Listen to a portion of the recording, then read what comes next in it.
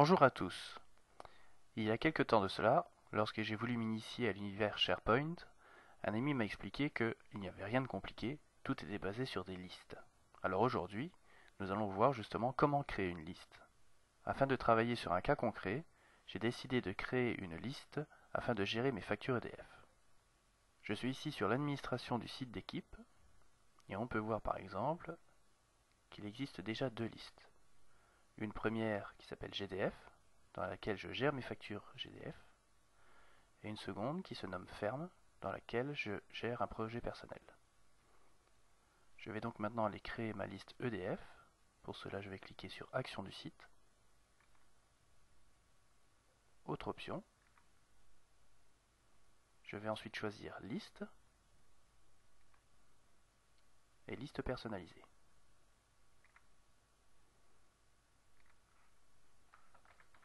Je la nomme évidemment EDF. Voilà, ma liste est maintenant créée. Il me faut donc ajouter les colonnes nécessaires à la gestion de mes factures EDF.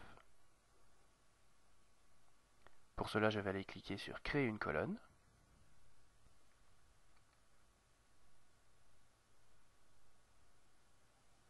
La fenêtre de création de colonnes s'affiche, et nous allons devoir y choisir différentes options.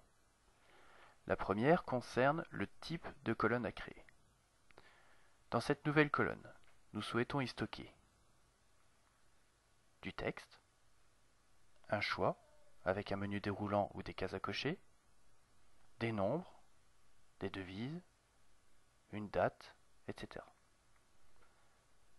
En dessous, nous allons devoir choisir les paramètres de la colonne. Ces paramètres vont s'actualiser en fonction du choix qui sera fait au-dessus. La première colonne à créer, dans mon cas, ce sera la date de facture. Je vais donc aller ensuite cliquer sur Date.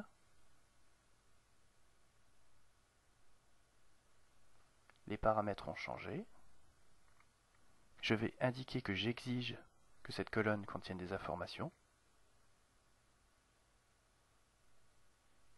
et que ce sera une date uniquement. Je valide.